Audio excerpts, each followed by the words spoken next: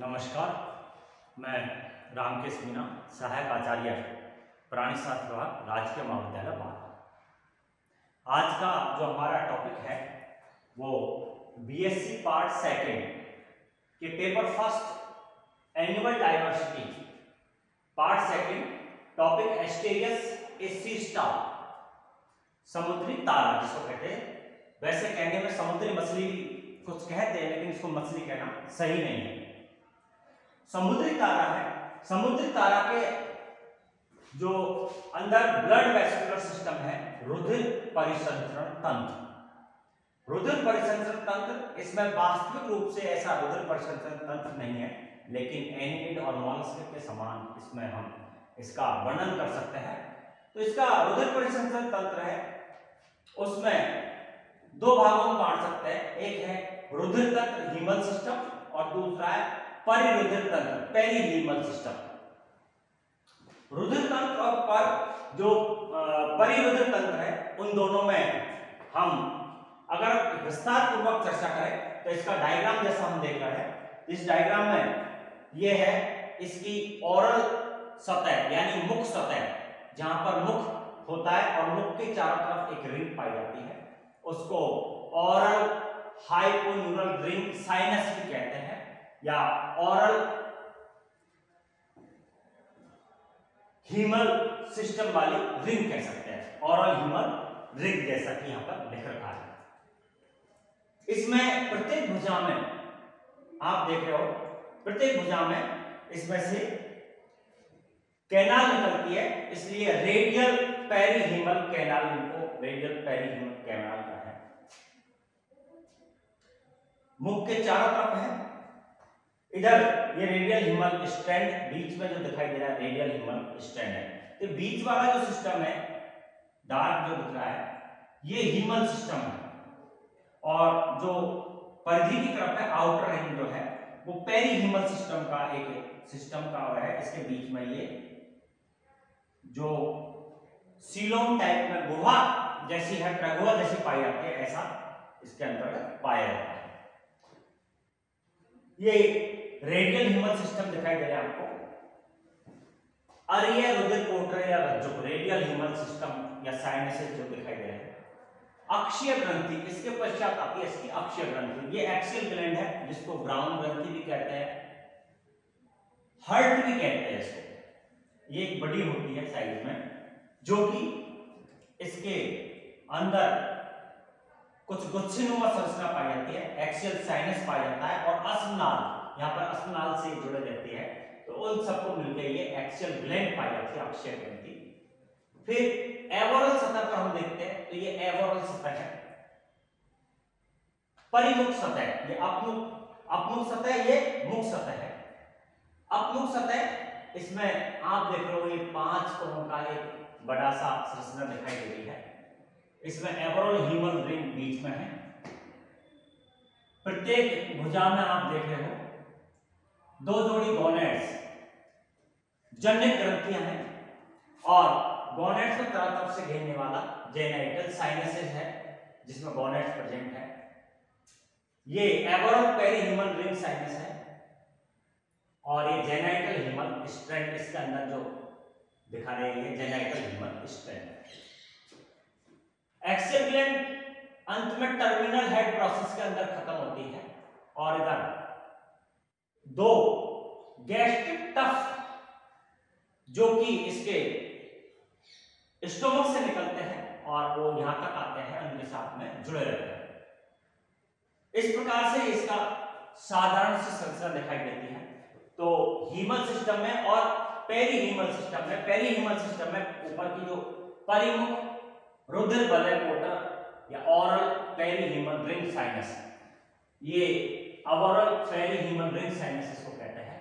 इसके पश्चात है अरिय परिरुधिर कोटरीय नाले, रेडियल पेरीहीमल साइनस, जो कि हमको दिखाई देगी साइड में जा रही है। ये रेडियल पेरीहीमल साइनसेस है, ये वाली रेडियल पेरीहीमल साइनसेस जो साथ में जा रही है। अक्षीय कोटर, एक्सियल साइनस जो एक्सियल ग्लैंड में दोनों तरफ उसके बीच पाया जा रहा है। अब परिरुधिर वलय कोटरे हैं, जन्निक परिरुधिर कोटरे हैं, ये जन्निक परिरुधिर कोटरे है, ये जन्निक ग्लैंड पाई जाती है, जन्निक परिरुधिर कोटरे है जो दिखाई दे रही है। सीमांत कोटरे मार्जिनल साइड में है और परिक्लोम कोटरे यानी यहाँ पर ब्रैंकियल सिस्टम पाया जाता है, वो परिक्लोम कोटरे है। तो इस प्रकार हम देखते हैं कि एस्टेरियस है, एस्टेरियस के अंदर ये रुधिर परिसंचरण तंत्र ये पाया जाता है। तो रुधिर परिसंचरण तंत्र में, इसमें रुधिर तंत्र में हमने पहला भाग बताया था मुख रुधिर वलय, यह है मुख रुधिर वलय, ऑरल हीमल रिंग, यह वृत्ताकार रुधिर कोटर है और जो मुख्य चारों जल संबंध तंत्र की वलय नाल के ठीक नीचे पाया जाता है। यानी पूरा सिस्टम जो है ये रुधिर जो परिसंचरण तंत्र है जिसको हम कह रहे हैं, ये वाटर वैस्कुलर सिस्टम जो पूरा सिस्टम है इसमें उसके नीचे पाया जाता है। दूसरा अरिय कोटरे, अरिय रुधिर कोटरे रज्जुक या अरिय रेडियल हीमल साइनसेस, ये रेडियल हीमल साइनसेस आपको दिखाई दे रहे हैं, ये रेडियल साइनसेस है जो साइड की रिंगों में जा रहे हैं। तो ये रुधिर जो मुख्य रुधिरीय वलय है उससे अरिय रूप से निकलते हैं और प्रत्येक भुजा में अंदर तक लास्ट जहां पर आता है उस भुजा का वहां तक इनका विस्तार होता है और इनमें कोटर या रज्जुक जल परिसंचरण तंत्र की अरिय नाल के ठीक नीचे बीती खांच के फर्श के साथ साथ फैले हुए रहते हैं। इनमें नाल पाद में छोटी छोटी शाखाएं भी जाती है, जहां पर ट्यूब फिट होती है वहां पर इनमें से छोटी शाखाएं भी जाती है। अब है सबसे बड़ी ग्रंथि है अक्षीय ग्रंथि, एक्सियल ग्लैंड, ये पूरे सिस्टम का एक पूरा मेन पोर्शन है एक्सियल ग्लैंड, अक्षीय ग्रंथि है जो आपको यहाँ पर दिखाई दे रही है। यह रुधिर तंत्र का प्रमुख भाग होता है और इसमें हृदय या ब्राउन ग्लैंड, इसको हम हार्ट कह सकते हैं या ब्राउन ग्लैंड कह सकते हैं पूरे को, यह होता है हृदय या ब्राउन ग्लैंड इसको कहते हैं। और यह परिरुधिर तंत्र के अक्षीय कोटर के अंदर बंद रहती है और ये ग्रंथि परस्पर जुड़े हुए अनेक छोटे छोटे अवकाशों की बनी होती है। यहाँ हमको दिखाई दे रहे हैं बीच में छोटे छोटे अवकाश इसमें दिखाई दे रहे हैं, इन छोटे अवकाशों की बनी हुई होती है। इसमें अवकाशों में एक तरल पदार्थ भरा होता है जिसमें अमीबा प्रगुहीय कोशिकाएं यानी कि अमीबॉइड जो सीलोमिक फ्लूइड है उसमें अमीबॉइड सीलोमिक जो सेल्स है वो पाई जाती है। अमीबा जो सेल्स अपना अमीबा की तरह साइड शेप और साइड चेंज करती रहती है वो पाई जाती है।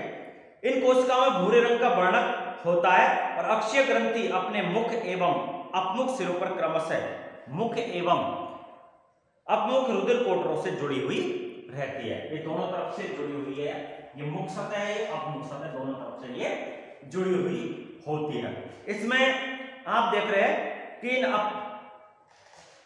अपमुख सिरे से एक छोटा अंतःसिर प्रवर्त निकलता है प्रोसेस जो अस्नाल के साथ साथ बढ़कर एक छोटे प्रगुहीय कोश या पृष्ठ कोश में बंद हो जाता है।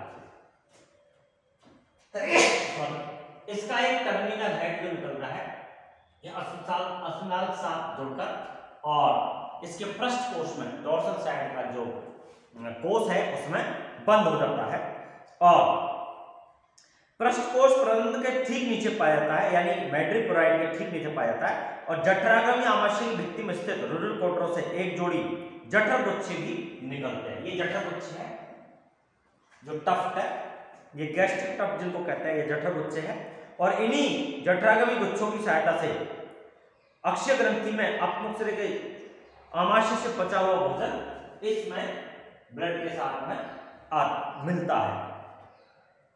अपमुख रुधिर वलय, ये अपमुख रुधिर वलय दिखाई दे रही है, अपमुख रुधिर वलय है।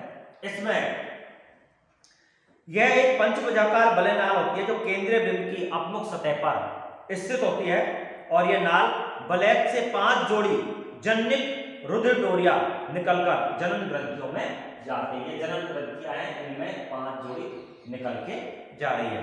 कार्य, रुधिर का कार्य जैसा आप जानते हो, रुधिर का कार्य है भोजन को पहुंचाना, ऑक्सीजन की क्वांटिटी मात्रा है उसको पूरे शरीर में पहुंचाना। तो रुधिर तंत्र प्रगुहीय कोशिकाओं युक्त भोजन पदार्थों के वितरण के लिए एक पथ की भांति कार्य करता है और इसके अंदर रुधिर पथ प्रवाह को पृष्ठकोश की संकुचनशील सक्रियता द्वारा निरंतरता बनाए रखती है। अक्षीय ग्रंथि जननिक देहांकों की भांति कार्य करती है, जिसमें लिंग कोशिकाएं बनती है और अपमुख रुधिर वलय एवं उसकी शाखाओं द्वारा जनन ग्रंथियों में पहुंचती है। अब इसका दूसरा पोर्शन है परिरुधिर तंत्र, पेरीहीमल सिस्टम। रुधिर तंत्र के साथ ही ये पाया जाता है और इसकी व्युत्पत्ति प्रगुहा यानी सीलोम से ही इसकी उत्पत्ति होती है और यह नली आकार के कोटरों या वाहिकाओं से बना एक तंत्र होता है, जिसमें इसका जो कि जठर रुधिर गुच्छों को छोड़कर रुधिर तंत्र की समस्त कोटरों को बंद रखता है और इसमें परिरुधिर कोट के पक्षमावता जो घनाकार उपकला है उनके द्वारा आश्रित रहती है। अंदर की तरफ की जो कोशिकाएं वो पक्षमावकार घनाकार कोशिकाओं द्वारा आश्रित है। इसके जो पार्ट पाए जा रहे हैं, पहला पार्ट आपने यहाँ देखा परिमुख परिरुधिर वलय कोटर, ऑरल पेरीहीमल साइनस रिंग। ये ऑरल पेरीहीमल साइनस जो आउटर रिंग है इसके साथ में बीच की ये पेरीहीमल हीमल पोर्शन पेरीहीमल पोर्शन इस साइनस जो रिंग है वो ये पाई जाती है। यह मुखीय रुधिर वलय कोटर को बंद रखता है और मुखीय रुधिर वलय कोटर उसके अंदर एक पट की भांति फैलाता है। अरिय परिरुधिर कोटरे या नाले, ये अरिय परिरुधिर कोटरे है जिसे रेडियल पेरीहीमल कैनाल लिखा है। अरिय साइड की जो भुजाएं हैं उनमें जा रहा है अरिय। प्रत्येक भुजा के अंदर पाई जाने वाली अरिय रुधिर डोरी के चारों ओर ये नाल होती है और प्रत्येक अरिय परिरुधिर कोटर के अंदर अरिय रुधिर डोरी एक ऊर्ध्वाधर अंधेरी पर्दा बनाती है, जिससे कि अरिय परिरुधिर कोटरों दो पार्श्व अंधेरी कोटरों में विभक्त हो जाती है। अक्षीय कोटर एक्सियल साइनस है। ये कोटर रुधिर तंत्र की अक्षीय ग्रंथि या जल संबंधी तंत्र के अस्नाल के चारों ओर पाई जाती है। ये अक्षीय ग्लैंड है, इसके अंदर है, इसमें बीच में जो स्पेस है वो है। और अक्षीय कोटर अक्षीय ग्रंथि और अस्नाल तीनों एक साथ मिलकर अक्षीय कॉम्प्लेक्स बनाते हैं। अक्षीय कोटर अक्षीय ग्रंथि और ये जो अस्नाल का जो जा रहा भाग इसमें ये सब मिलकर टर्मिनल मिलकर एक अक्षीय ग्लैंड है जो अक्षीय कॉम्प्लेक्स बनाते हैं। और अक्षीय कोटर अक्षीय ग्रंथि की रचना पृष्ठ प्रवर्त के चारों ओर एक छोटा पृष्ठ कोश भी बनाती है। पृष्ठ कोश प्रबंधक के ठीक नीचे स्थित होता है। अब है हम अपमुख सतह ऊपर वाली है, यानी कि अपमुख परिरुधिर वलय कोटर ऊपर वाला जो है मुख के विपरीत साइड में यह अपमुख रुधिर वलय कोटरों के चारों ओर होता है।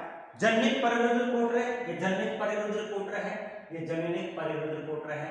इसमें ये जनन ग्रंथियों एवं जननिक डोरियों के चारों पाई जाती है।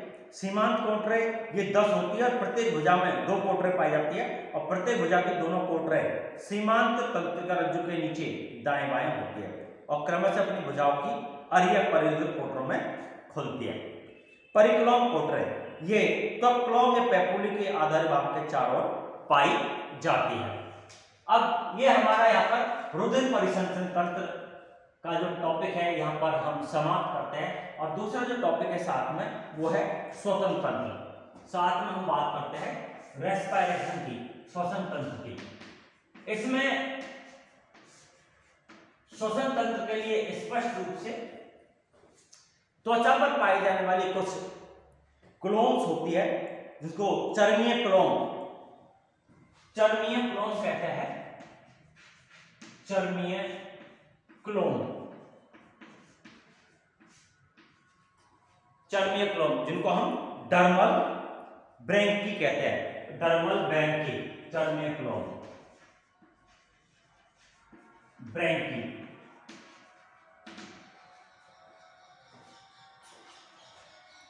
यह पेपुली यानी श्वसन क्रिया अपमुख सतह पर स्थित, इसकी अपमुख सतह है उस पर स्थित असंख्य चर्मीय क्लोमों के द्वारा या पेपुली के द्वारा होती है।